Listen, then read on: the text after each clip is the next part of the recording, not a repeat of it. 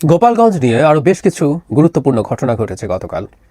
সেগুলো নিয়ে কয়েকটা কথা বলা দরকার মনে করি। এর মধ্যে সবচেয়ে সিগনিফিক্যান্ট সেটা হচ্ছে ভারতের প্রতিক্রিয়া, এবং আমার বিবেচনায় অত্যন্ত সফট একটা প্রতিক্রিয়া ভারত দিয়েছে।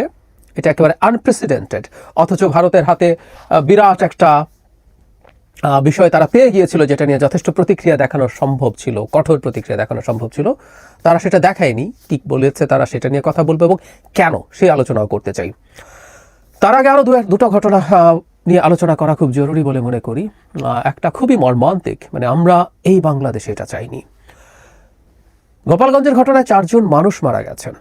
আওয়ামী লীগের সন্ত্রাসী হতেই পারেন তারা, কিন্তু তারা মারা গেছেন গুলিতে। সেই 4 জন ব্যক্তির ডেড বডি ময়নাতদন্ত ছাড়াই দাফন এবং সৎকার করা হয়েছে। কেন? অপমৃত্যুতে যখন কেউ মারা যান, কারো অপমৃত্যু হয়, তখন ময়নাতদন্ত করা খুবই জরুরি, কারণ এটা মামলার ক্ষেত্রে এবং ভবিষ্যৎ বিচারের ক্ষেত্রে খুবই গুরুত্বপূর্ণ ভূমিকা পালন করে। এই 4 জনের যে ময়নাতদন্ত হয়নি সেটা নিয়ে নানা রকম কথাবার্তা বলা হচ্ছে। প্রথম আলোর এই রিপোর্টে দেখলাম তারা নাকি এলাকার লোকজন ময়নাতদন্ত করতে দেয়নি টাইপের কথাবার্তা বলছে। কেউ কথা ঘুরিয়ে ফেলার চেষ্টা করছেন দায়িত্বশীলরা। এই রিপোর্টেই আছে অন্তত একজন ডেড বডি ময়নাতদন্ত করার জন্য নিয়ে গিয়েছিলেন, কিন্তু সেই ডেড বডিটাও ময়নাতদন্ত করা হয়নি। ইনফ্যাক্ট নিয়ে যেতে হয় না, ডেড বডিগুলো স্পন্টেনিয়াসলি ময়নাতদন্ত হওয়ার কথা ছিল। একটা কথা আমরা আমাদের জায়গা থেকে খুব ক্লিয়ারলি বলতে চাই, এই বাংলাদেশে যে মানুষই যে কোনো অপমৃত্যুর শিকার হবে, অন্যায়ের শিকার হবে, তার সেই ন্যায় বিচার পাওয়ার অধিকার থাকবে। মানে আওয়ামী লীগ মারা গেছে, কেউ সেলিব্রেট করব, এতটা অসভ্য আসলে আমরা হতে চাই না। আমরা শেখ হাসিনার মতো অসভ্য হতে চাই না।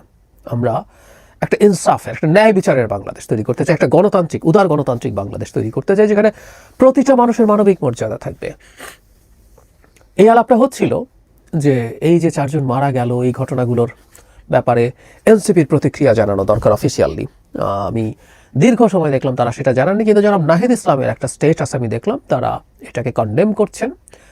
খুব কঠোর ভাষায় না হলেও হালকাভাবে এটার তদন্ত চেয়েছেন। আমি মনে করি তাদের এই ব্যাপারে খুবই কঠোর হওয়া উচিত ছিল, যে এই ধরনের কোনো মৃত্যু হতে পারে, তারা সাফার করছেন, তাদের মহাবিপদ হতে পারত, কেউ আহত, এমনকি নিহতও হতে পারতেন। আমি বিশ্বাস করি কাউকে বাগে পেলে হত্যা করতেও তাদের বাধ্য না, ওখানে গোপালগঞ্জে যারা এই কাজগুলো করেছেন। কিন্তু তারপরও সুযোগ এসেছিল তাদের সামনে এই ব্যাপারে খুবই কঠোর অবস্থান দেখানো, যে তারা একটা ন্যায় বিচারের বাংলাদেশ চান, তারা আক্ষরিক অর্থে একটা নতুন বন্দোবস্ত চান। এর মধ্যে সেই স্ট্যাটাসে নাহিদ ইসলামের আমি মনে করি আবারও বেশ কিছু উস্কানিমূলক বক্তব্য এসছে। এগুলো আমার কাছে ঠিক সঠিক মনে হয় না। যেমন গোপালগঞ্জের প্রতি ঘরে ঘরে জুলাই গণ অভ্যুত্থানের পতাকা উড়বে, তারা আবার যাবেন, তারা মুজিববাদকে কবর দেবেন। আমি আলাদা একটা ভিডিও করে একদিন কথা বলতে চাই। মানে এই মুজিববাদ বলে না, শেখ হাসিনার রেজিমকে খানিকটা হলেও সম্মানিত করা হয়।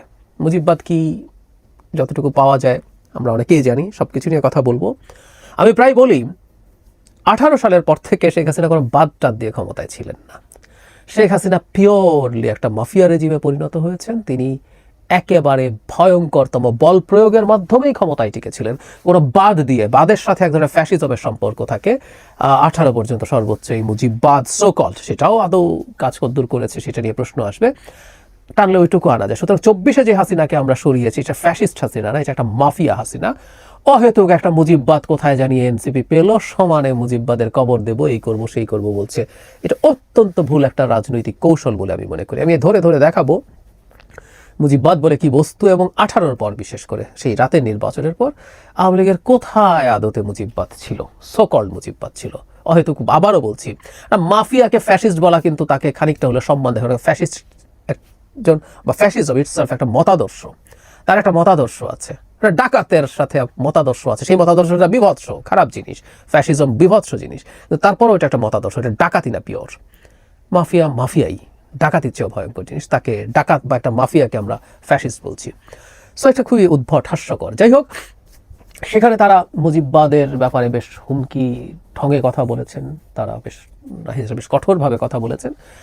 আমরা কেউ বলতে পারি যে একটা রাজনৈতিক দল যারা ভীষণ সমস্যায় পড়েছে, গোপালগঞ্জে সমাবেশ করতে গিয়ে তার মুখ থেকে এই ধরনের বক্তব্য আসা পলিটিক্যালি নেসেসারি বা এসেনশিয়ালও কেউ বলতে পারেন, কিন্তু আমার কাছে মনে হয় না যে তাদের এটা করা উচিত। ইভেন মুজিববাদও যদি ওখানে কেউ ধরে রাখতে চায়, সেটার কবর টবর দিয়ে আসতে হবে, এটাও খুব জরুরি না। বাংলাদেশে এটাকে একটা যদি মুজিববাদ বলে কোনো বস্তু থাকে বা সেটা যদি সত্যিকার ফ্যাসিস্ট হয়ে থাকে, সেটাকেও বন্ধ করতে চাইলে কোনো একটা লিগাল ফ্রেমওয়ার্কের মধ্য দিয়ে বন্ধ করতে হবে।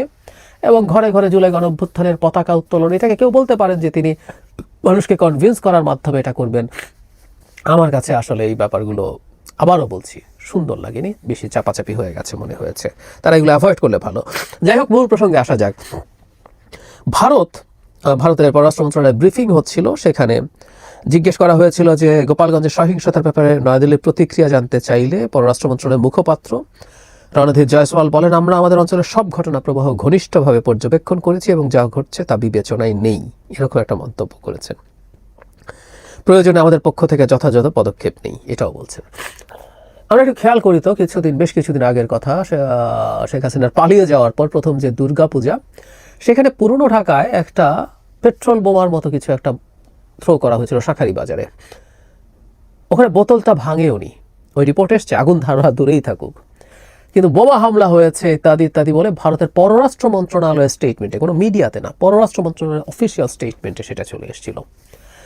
সেই তুলনায় গোপালগঞ্জে যা ঘটেছে, এটাকে তো অনেক কিছু বলা সম্ভব। আসলেও ধরুন 4 জন মানুষ মারা গেছে, যাদের ঘটনায় মানে ওই যে একটু আগেই বললাম ময়নাতদন্ত হয়নি, এবং তার চাইতে জরুরি কথা, অন্তত একটা ভিডিও আছে যেখানে একজন সেনা সদস্য একজন মানুষকে, যিনি প্রায় অচেতন অবস্থায় ছিলেন, তাকে বুটের নিচে চাপা দিচ্ছেন।